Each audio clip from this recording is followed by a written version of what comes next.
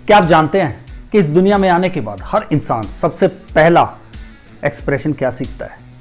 हर इंसान इस दुनिया में आने के बाद सबसे पहले स्माइल करना सीखता है। एक बच्चा दिन में 300 बार हंसता है, लेकिन एक अडल्ट दिन में सिर्फ 15 बार हंसता है। लाइफ आगे बढ़ती है तो ये इंपॉर्टेंट एक्सप्रेशन हमसे पीछे छूट जाता है। तो यार इसको पीछे क्यों छोड़ना? Let's smile. दोस्तों, आज का स्टार्टअप आइडिया एक ऐसे सेक्टर से है जो हर इंसान की ज़रूरत है, चाहे वो अमीर हो, चाहे गरीब हो, बच्चा हो, बूढ़ा हो, जो भी है, जो भी सांस ले रहा है, हर किसी को इसकी ज़रूरत है। अगर आपके पास स्मार्टफोन ना हो चल जाएगा, आपके पास गाड़ी ना हो चल जाएगा, घर ना हो चल जाएगा, कपड़े ना हो चल जाएगा, और कोई साधन ना हो चल जाएगा। लेकिन अगर आपके पास खाना ही ना हो तो कितने दिन चलेगा? बहुत जल्दी गिव अप कर जाओगे। और खाना ही हर इंसान की बेसिक नीड्स में शामिल होता है। और ये खाना आता कहाँ से, ये अनाज आता कहाँ से है? किसानों से, एग्रीकल्चर फील्ड से आता है। तो आज का स्टार्टअप आइडिया एग्रीकल्चर फील्ड से है। आगे चल के हम जानते हैं इसका मार्केट साइज क्या है, इसमें प्रॉब्लम क्या है, इसके अंदर कौन सा स्टार्टअप शुरू किया जा सकता है, इन्वेस्टमेंट कितनी लगेगी, आगे चल के हम डिटेल में बात करते हैं। लेकिन उससे पहले इस वीडियो को शुरू करना है तो सबसे पहले एक स्माइल, और उसके बाद चैनल को अगर आपने सब्सक्राइब नहीं किया तो सब्सक्राइब कर लो, वीडियो को लाइक कर देना, और अगर आप किसी और के साथ ऐसी इन्फॉर्मेशन शेयर करना चाहते हो तो ये वीडियोस को शेयर करना। देखो, इस चैनल के ऊपर कुछ ना कुछ अच्छा ही मिलेगा। हम ना टाइम वेस्ट करते हैं ना एंटरटेनमेंट करते हैं, हम नॉलेज देते हैं, और नॉलेज ऐसी जो वैल्यूएबल हो। तो ऐसी वैल्यूएबल इन्फॉर्मेशन आपको चाहिए या किसी और को देना चाहते हो तो चैनल को सब्सक्राइब करो और शेयर करो, ताकि वो भी सब्सक्राइब करके इस चैनल के साथ जुड़ सके। और वीडियो को लाइक कर देना, कमेंट कर देना अगर आपको कुछ भी अच्छा लगता है। So let's start the video. सबसे पहले बात करते हैं इसके मार्केट साइज की। दोस्तों, हमारा देश उन देशों के अंदर इंक्लूड है जहां पे एग्रीकल्चर से सबसे ज़्यादा इनकम आती है। हमारे देश की 60% से ज़्यादा पॉपुलेशन एग्रीकल्चर के ऊपर डिपेंड है, यानी 60% जो लोग हैं वो डायरेक्ट या इनडायरेक्टली एग्रीकल्चर में इन्वॉल्व है। उनकी अर्निंग का, उनकी लिवलीहुड का सबसे बड़ा रिसोर्स एग्रीकल्चर होता है। हमारे देश के अंदर लगभग 150 मिलियन से ज़्यादा किसान हैं, तो काफ़ी बड़ा फिगर हो जाता है। और ये जो मार्केट है इसका अभी का जो साइज है वो 71 बिलियन रुपीस का है। सिर्फ 2021-22 के अंदर ही इसमें $50 बिलियन से ज्यादा का इंक्रीज हुआ है। हमारा जो देश है, यहाँ पे जो एग्रीकल्चर से प्रोडक्शन होती है उसके मामले में हमारा देश दुनिया में पहले या दूसरे नंबर पर ही आता है, क्योंकि मोस्ट ऑफ द प्रोडक्ट्स यहाँ इंडिया से होते हैं या चाइना से होते हैं, यहीं से ज्यादा प्रोडक्शन हो रही है। अगर सिर्फ 2021 और 22 की बात की जाए तो हमारे देश ने लगभग $2 बिलियन से ज्यादा का वीट, जो गेहूं है, वो एक्सपोर्ट किया है। और इतने का ही लगभग जो फल हैं, सब्जियां हैं, वो एक्सपोर्ट किए हैं अदर कंट्रीज के अंदर। DGCI&S की रिपोर्ट के अकॉर्डिंगली हमारे देश का जो एक्सपोर्ट है वो 2021-22 में 7300 से बढ़ के $9500 तक चला गया है। हमारे देश का जो भी एग्रीकल्चर से प्रोडक्शन होता है वो दुनिया के 120 देशों के अंदर एक्सपोर्ट होता है। तो कितनी बड़ी मार्केट है यार, 120 देशों को हम लोग सप्लाई कर रहे हैं। तो मार्केट छोटी नहीं है। कोई भी प्रोडक्ट है, चाहे वो फल हो, चाहे सब्जी हो, या अदर जो भी एग्रीकल्चर से हमारा प्रोडक्शन हो रहा है, दूध हो या हमारी फिशिंग हो, कुछ भी जो एग्रीकल्चर से रिलेटेड है, उसके मामले में हमारा देश या तो पहले नंबर पर है या दूसरे नंबर पर है, यानी टॉप 5 के अंदर तो हमारा देश है ही है। तो अगर मार्केट साइज की बात की जाए तो बहुत बड़ा मार्केट साइज है, इसमें स्कोप भी बहुत बड़ा हो जाता है। अब दोस्तों, सेकंड पॉइंट आता है कि इस फील्ड के अंदर आगे क्या स्कोप है, फ्यूचर के अंदर कुछ अपॉर्चुनिटीज हैं, कुछ पॉसिबिलिटीज हैं कि नहीं है। ऐसा ना हो कि मार्केट वहीं पे लिमिटेड हो जाए। तो दोस्तों, इस मामले में तो बेफिक्र रहिए, इस फील्ड के अंदर मार्केट बढ़ेगी। 12% का इंक्रीज एक्सपेक्ट किया जा रहा है एवरी ईयर इन फ्यूचर। 2021 से 2026 के बीच में यह मार्केट लगभग $1.25 बिलियन तक चली जाएगी। मार्केट ग्रो होगी। क्यों होगी? अब देखो, डेली कितने बच्चे पैदा हो रहे हैं हमारे देश के अंदर, एवरेज 1 मिनट के अंदर 30-35 बच्चे पैदा हो रहे हैं, और उस हिसाब से डेथ नहीं होती। जो डेथ रेशियो है वो कम है। तो लोग जा तो कम रहे हैं, आ ज़्यादा रहे हैं। तो जब आएंगे तो इन फ्यूचर उसकी जो अनाज की ज़रूरत है, जो उसके खाने की ज़रूरत है, वो पूरी करनी पड़ेगी। पूरी कहाँ से होगी? अनाज की ज़रूरत पूरी करने का सिर्फ एक ही रिसोर्स है, और वो है एग्रीकल्चर, खेती बाड़ी। तो जितनी ज़्यादा पॉपुलेशन होगी, इंडिया के बाद छोड़ दो, वर्ल्ड की बात लेके चलो, वर्ल्ड में भी आगे पॉपुलेशन ग्रो हो रही है, पॉपुलेशन बढ़ती जा रही है। 7 अरब से जाके 8 अरब के करीब पहुंचने वाली है और आगे बढ़ेगी। तो जब पॉपुलेशन बढ़ेगी तो इतने ज़्यादा अनाज की ज़रूरत होगी, इतने ज़्यादा जो एग्रीकल्चर के प्रोडक्ट हैं उनकी ज़रूरत होगी, क्योंकि इंसान को खाना तो है। जितनी पॉपुलेशन बढ़ेगी उतनी खाने की डिमांड बढ़ेगी, जितनी खाने की डिमांड बढ़ेगी उतना ये सेक्टर, ये फील्ड ग्रो करेगा। अब थर्ड इंपॉर्टेंट फैक्टर आता है कि इस फील्ड के अंदर जो एग्रीकल्चर का फील्ड है, इसमें प्रॉब्लम्स क्या हैं। जो भी हमारे फार्मर्स हैं, जो भी इस फील्ड में इन्वॉल्व है, उनको किन प्रॉब्लम को फेस करना पड़ता है। तो देखो दोस्तों, मैं एक ऐसे बैकग्राउंड से बिलोंग करता हूं, तो मैंने इन चीज़ों को बहुत क्लोजली ऑब्जर्व किया है, जो यहाँ पे एक्चुअली ग्राउंड के अंदर प्रॉब्लम्स हैं। फिगर्स कुछ बताएं, गवर्नमेंट कुछ बताए, या जो हमारे एनालिटिक्स बैठे हैं वो कुछ और बताएं, लेकिन जो एक्चुअल ग्राउंड सिचुएशन है वो मैंने फेस किया, मैं रियलाइज कर रहा हूँ जब लोगों को देखता हूँ। तो सबसे पहले जो प्रॉब्लम आती है वो है जो हमारी मंडियाँ हैं, हमारी मार्केट है जो किसानों के लिए, उसका कोई बहुत बड़ा स्कोप नहीं है। अब किसान मेन क्या होता है, किसी एक दो आड़ती बोलते हैं जिसको, उसके ऊपर ही डिपेंड होता है। जो कमीशन एजेंट होते हैं उसके ऊपर ही डिपेंड होता है। उसका सारा जो भी प्रोडक्शन होगा वो उसी के पास जाएगा, उसी से वो पैसे लेगा, वही उसको अपने रेट पे जो बेचेगा, जिस हिसाब से उसने लगाना होता है वही लगाता है। तो किसानों के लिए एक बहुत बड़ी प्रॉब्लम हो जाती है, उनके लिए मार्केट वास्ट नहीं है। कोई ऐसी मार्केट नहीं है जहां उनको लगे कि ये प्रोडक्ट यहाँ पे ज़्यादा अच्छे रेट में बिक रहा है और वो वहाँ जाके बेच सके। तो मार्केट की लिमिटेशन जो है वो बहुत बड़ी हो जाती है किसानों के लिए। और दूसरी प्रॉब्लम आती है कि हमारे जो किसान है, जो भी हमारा एग्रीकल्चर है, ये कन्वेंशनल तरीकों से चला रहा है मोस्ट ऑफ दी। कोई भी इसमें इंक्रीज नहीं हो रहा, कोई नई टेक्नोलॉजी को एक्सेप्ट नहीं करता। जो चला आ रहा है, जो दादा ने सिखाया वही पोते तक चला रहा है, उसी तरीकों से खेती बाड़ी हो रही है। और आप एक बात बताइए, जब सेम तरीकों से हर बार चलेंगे हम, तो रिजल्ट हर बार सेम ही आएगा, रिजल्ट बदलेगा नहीं। रिजल्ट कब बदलेगा, जब यहां से लेके यहां तक का जो डिफरेंस है उसको कवर अप किया जाएगा। देखो, दादा का जो टाइम था उस वक्त कन्वेंशनल तरीकों से खेती होती थी, उस वक्त कुछ और माहौल था, लेकिन आज कुछ और माहौल है। आप उस वक्त बैलगाड़ियों पे चलते थे, आज बैलगाड़ियों पे चल के आप सर्वाइव नहीं कर सकते। आज आपको ट्रैक्टर चाहिए, आज आपको इक्विपमेंट ऐसे चाहिए जो खेती बाड़ी में और आपको प्रोडक्शन दे सके, जो आपके टाइम को कम करके, आपकी लागत को कम करके अच्छा प्रोडक्शन दे सके। तो कन्वेंशनल तरीकों के ऊपर ही हमारा जो फार्मर है वो मोस्ट ऑफ द डिपेंड है। ना वो बाहर निकलने की कोशिश करता, ना ही उनके लिए इतने ज़्यादा रिसोर्सेज हैं कि जहाँ जाके वो ट्रेनिंग ले सकें। यानी लैक ऑफ ट्रेनिंग एक बहुत बड़ी प्रॉब्लम हो जाती है। उसके बाद जो नेक्स्ट प्रॉब्लम आती है, किसानों को लोन लेने के लिए भी काफ़ी ज़्यादा स्ट्रगल करना पड़ता है। देखिए, स्कीम्स बहुत सारी हैं, लेकिन उन स्कीम की जो स्कीम्स हैं उनकी ग्राउंड रियलिटी क्या है ये समझने की ज़रूरत है। तो किसानों को अगर लोन लेना है तो मोस्टली डिपेंड किस पे है, अपने आड़ती के ऊपर, अपने कमीशन एजेंट के ऊपर। वहीं से वो ब्याज पे पैसा लेते हैं, फिर वो उसकी जकड़ में चले जाते हैं। जो किसान है वो आड़ती की जकड़ में चले जाएंगे, तो वो किसान उसी के अंदर एक बंधुआ मजदूर के टाइप का हो जाएगा, उसी के पास उसको जाना पड़ेगा। उसके बाद जो हमारा वेदर कंडीशन है, ये हमारे एग्रीकल्चर की सबसे बड़ी दुश्मन है। ये दोस्त भी हैं, दुश्मन भी हैं। दोस्त है, अगर वेदर को हमारे अकॉर्डिंगली, हमारी जो क्रॉप्स है उसके अकॉर्डिंगली सही रहा तो प्रोडक्शन अच्छा होगा, लेकिन अगर वेदर की मार पड़ गई तो फिर किसान सुसाइड करने पे मजबूर हो जाता है। तो ये वेदर का प्रीकास्ट है, ये एक्यूरेट नहीं हो पाता हमारे देश में। चलो, बहुत कुछ कोशिश हो रही है, काफ़ी ऐसी टेक्नोलॉजी आ गई जिससे वो इंफॉर्मेशन दे पा रहे हैं, लेकिन फिर भी एक्यूरेसी रेट काफ़ी कम है। क्योंकि कब मौसम बदल जाए ये तो खैर कोई प्रेडिक्ट नहीं कर सकता, लेकिन फिर भी कोई टेक्नोलॉजी तो ऐसी है ना जो उसको एक प्रीकास्ट कर सके, हाँ भाई ये आने वाले टाइम में मौसम ऐसा रह सकता है, वो बहुत कम है। और जो नेक्स्ट प्रॉब्लम आती है कि देखो, गवर्नमेंट तो बहुत सारी स्कीम्स लॉन्च करती है, हमारे किसानों के लिए कई सारी स्कीम्स चली आ रही हैं, लेकिन एक्चुअल में क्या किसानों को उन स्कीम्स के बारे में पता है? मुझे नहीं लगता कि बहुत सारे किसानों को उनके बारे में पता होता है, क्योंकि किसान ज़्यादा पढ़ा लिखा नहीं होता। कुछ जो पढ़े लिखे किसान हैं उनका लेवल अप है, वो अलग तरीके से वो अवेयर हैं उसके बारे में, लेकिन ज़्यादातर किसान जो हैं वो इतने पढ़े लिखे नहीं होते, तो उनको गवर्नमेंट की जो स्कीम आई है उसके बारे में पूरी इन्फॉर्मेशन नहीं होती। तो लैक ऑफ इन्फॉर्मेशन उनके लिए एक प्रॉब्लम हो जाता है, क्योंकि गवर्नमेंट उनको कुछ देना चाहती है, जब उनके पास इन्फॉर्मेशन नहीं होगी तो वो क्या लेंगे। दोस्तों, नेक्स्ट प्रॉब्लम है कि अगर हमारे किसानों को किसी एक्सपर्ट की ज़रूरत हो कि उन्होंने फसल बोनी है, वहाँ हेल्प चाहिए, फसल काटनी है वैसी हेल्प चाहिए, या फसल में कोई बीमारी आ गई है उस वक्त उनको कोई हेल्प चाहिए, तो ऐसा कोई एक्सपर्ट का सिस्टम नहीं है, ऐसा कोई सिस्टम सेट नहीं है जहाँ पे वो कॉल करें और उनको वो एडवाइस मिल सके। अगर कोई है भी तो वो इतने बड़े लेवल पे नहीं है, इतना एक्यूरेट नहीं है, इतना एफिशिएंट नहीं है कि वो इन सारी प्रॉब्लम्स को, इन सारे किसानों को हैंडल कर सके।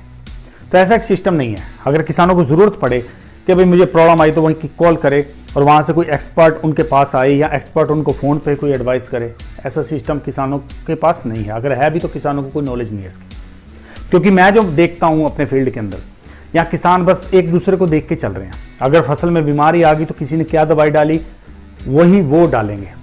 मतलब कोई एक्सपर्ट नहीं आता, कोई एक्सपर्ट समझा नहीं पाता उनको कि ये ऐसे करना है, यहाँ पे ये बीमारी है तो इसका इलाज ये है, यहाँ पे ये प्रॉब्लम आ रही है तो इसका सोल्यूशन ये निकलेगा। तो ऐसा कोई एक्सपर्ट का सिस्टम नहीं है, तो ऐसे एक सिस्टम की ज़रूरत है।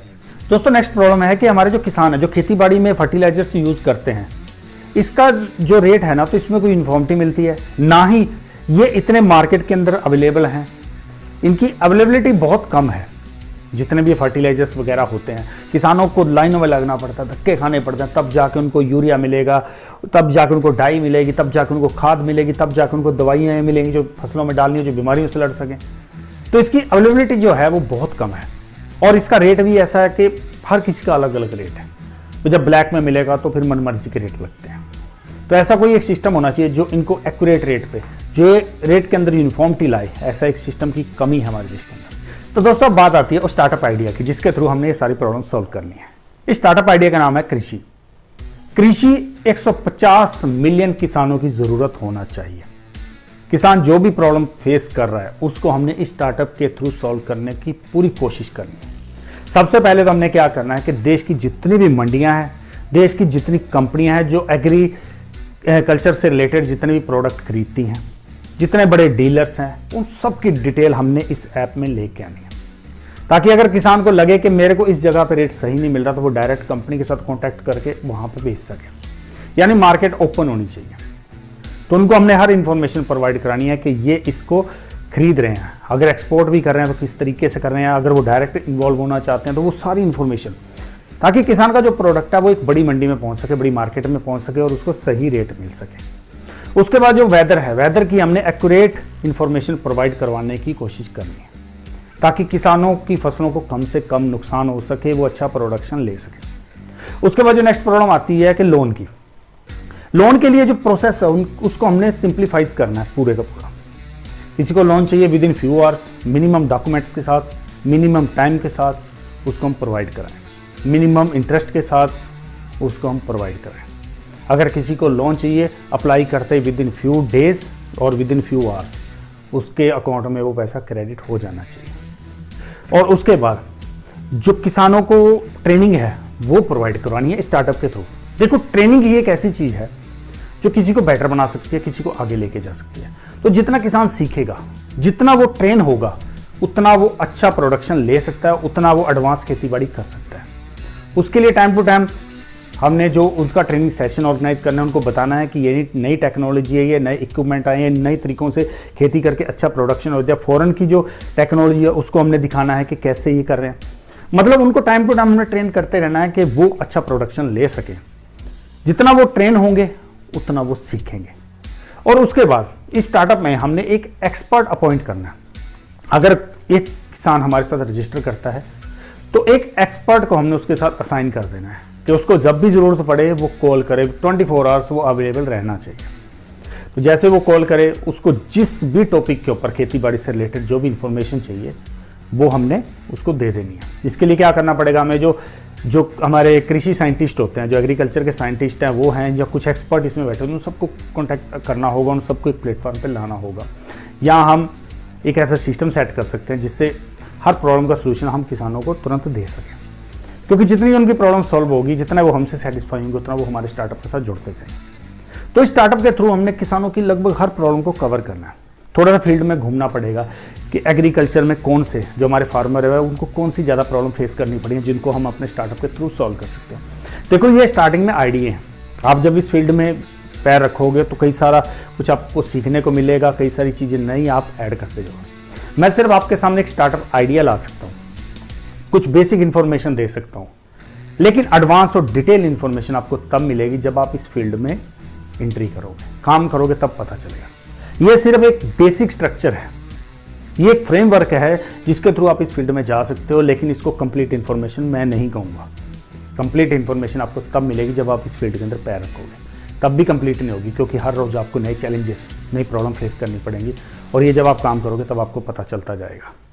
तो ये कुछ एक ऐसे स्टार्टअप के थ्रू हमने क्या करना है, कुछ एक प्रॉब्लम को पकड़ के चलना है।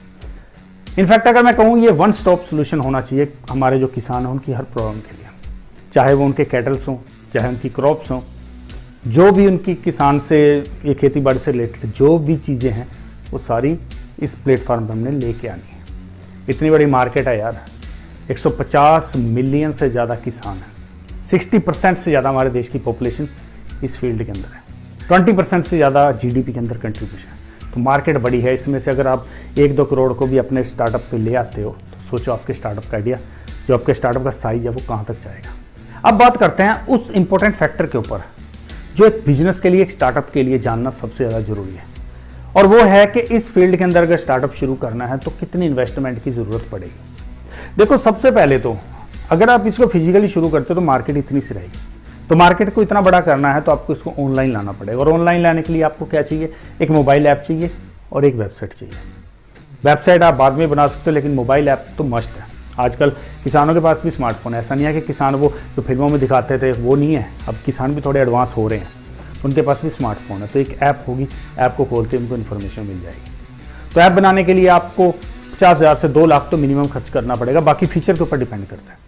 जितने फीचर डालते जाएंगे उतनी वो ऐप बड़ी होती जाएगी, उतनी उसमें इन्वेस्टमेंट बड़ी होती जाएगी। उसके बाद एक कॉल सेंटर चाहिए, डेडिकेटेड कॉल सेंटर, जो 3,000 से 30,000 के बीच में आपको मिल जाएगा। और इसके लिए क्या होगा, क्योंकि जब भी उनको कोई प्रॉब्लम होगी तो वो कॉल करेंगे तो कॉल अटेंड करने के लिए आपके पास तो हमेशा टाइम होगा नहीं, ना ही आपको कोई एम्प्लॉय 24 घंटे काम करेगा। तो उसके लिए सबसे बढ़िया ऑप्शन होता है एक कॉल सेंटर। तो कॉल सेंटर उस कॉल को रिसीव करेगा, जो भी आपने अपने सिस्टम के अंदर वो सारा वहाँ पे दिया होगा, जो डाटा दिया होगा, उसी के बेस पर उनकी प्रॉब्लम सॉल्व करने की कोशिश करेगा। अगर नहीं होती तो फिर वो एक्सपर्ट को रेफर किया जाएगा, और एक्सपर्ट के लिए आपको किसी एग्रीकल्चर साइंटिस्ट या किसी एक्सपर्ट को हायर करना पड़ेगा, या आप टाइप कर सकते हो पर क्लाइंट पर कॉल के हिसाब से। और इसके बाद कुछ डॉक्यूमेंटेशन पे खर्चा आएगा, 10, 15, 20 हज़ार रुपये जो भी खर्चा आएगा, वहाँ से आपको डॉक्यूमेंटेशन करवाना पड़ेगा। फिर आप बिल्डिंग रखते हो, ऑफिस खोलते हो, फिलहाल तो ऑफिस की ज़रूरत नहीं पड़ेगी, लेकिन फिर आप इन फ्यूचर ऑफिस खोलते हो तो खर्चे बढ़ते जाएंगे। ये फिलहाल जो है ये एक मिनिमम जो स्टार्टिंग कैपिटल है वो उसकी बात कर रहा हूँ। तो इतना पैसा आपको कम से कम चाहिए इस स्टार्टअप को शुरू करने के लिए। अब बात आती है उस इंपॉर्टेंट पॉइंट की जिसके बिना कोई बिजनेस चल ही नहीं सकता। बिजनेस चलाना है तो इसकी ज़रूरत पड़ेगी, और ये है पैसा। रेवेन्यू कहाँ से आएगा? तो इसमें रेवेन्यू जो आएगा वो मोस्टली सब्सक्रिप्शन बेस पे आएगा। कोई किसान हमारे स्टार्टअप पे साइन अप करेगा, रजिस्टर करेगा तो एंट्री फ्री है, लेकिन उसके बाद उसको कोई सर्विसेज चाहिए, उसको एडवाइस चाहिए, उसको ट्रेनिंग चाहिए, तो उसके लिए हम प्रीमियम सर्विसेज चार्ज रख सकते हैं, वो वहाँ से चार्ज होंगे। उसके बाद जब हम किसानों को वहाँ जोड़ते जाएंगे किसी भी कंपनी के साथ, किसी भी डीलर के साथ, तो वहाँ पे भी हम चाहें तो कुछ कमीशन रख सकते हैं। देखिए, फ्री में धंधा नहीं होगा, धंधा करना है तो कुछ पैसा चाहिए, और पैसा आएगा कैसे? जितना ज़्यादा हम सब्सक्रिप्शन उसमें इन्वॉल्व करते जाएंगे, जितने ज़्यादा हमारे पास किसान जुड़ेंगे उतना ज़्यादा सब्सक्रिप्शन हमारे पास आएगा। और सब्सक्रिप्शन आने के लिए हमें उन किसानों को ऐसी प्रीमियम सर्विसेज प्रोवाइड करनी होगी। उसके बाद अगर इन फ्यूचर हम चाहें तो अपने खुद के एग्रीकल्चर के इक्विपमेंट बना सकते हैं। वो इक्विपमेंट खुद भी ना बनाएं, अब हम वाइट लेवल मार्केटिंग कराएं, कहीं से उठाएं, उसको अपना लेवल चिपकाएं और किसानों को बेचना शुरू कर दें। ये किसानों की एक बड़ी मंडी होगी, एक मॉल कह दूं मैं इसको, ऑनलाइन मॉल है किसानों का, जहाँ किसानों को अगर कोई इक्विपमेंट खरीदना है वो मिल जाए, अगर कोई हेल्प चाहिए वो मिल जाए, मतलब कंप्लीट। तो रिवेन्यू जो है वो मोस्टली सब्सक्रिप्शन से आएगा। इन फ्यूचर जो हमारे प्रोडक्ट होंगे वहाँ से आएगा, किसानों को जो भी हम ट्रेनिंग प्रोवाइड करवाएंगे वहाँ से आएगा, उनके प्रोडक्ट को सेल करेंगे तो वहाँ से आएगा। तो ये रिवेन्यू का कुछ एक मॉडल है। बाकी मैंने आपको पहले ही बताया कि ये जस्ट आइडियाज़ हैं। जब आप एग्जीक्यूशन करोगे तब आपको इसमें बहुत कुछ चेंज करना पड़ेगा, बहुत कुछ और ऐड करना पड़ेगा, कई सारे आपको इनकम के रिवेन्यू के आगे और मॉड्यूल नज़र आने लगेंगे। तो दोस्तों, जिस इंथुसियाज्म, जिस स्माइल के साथ आपने ये वीडियो शुरू किया था, उसी इंथुसियाज्म, उसी स्माइल के साथ इस वीडियो को ख़त्म भी कर दो। लेकिन उससे पहले चैनल को सब्सक्राइब नहीं किया तो सब्सक्राइब कर दो, वीडियो को लाइक नहीं किया तो लाइक कर दो, शेयर करना चाहते हो, थोड़ी आप ही अपनी रेपुटेशन बढ़ाना चाहते हो, लोगों को दिखाना चाहते हो कि भाई मैं भी अच्छी सोच रखता हूँ, मेरे पास भी अच्छा कंटेंट है, तो इस वीडियो को शेयर करो। और वीडियो कैसा लगा, या आपके पास कोई स्टार्टअप आइडिया है जिसके ऊपर आप डिटेल में वीडियो बनवाना चाहते हो, आपके पास कोई बिजनेस है जिसको आप मार्केट में पहुंचाना चाहते हो, जिसके बारे में लोगों को बताना चाहते हो, तो कमेंट करो, कॉन्टैक्ट करो हमें, हम आपकी पूरी हेल्प करेंगे। फिर अगले स्टार्टअप आइडिया के साथ हम मिलते हैं, तब तक जय जवान जय किसान।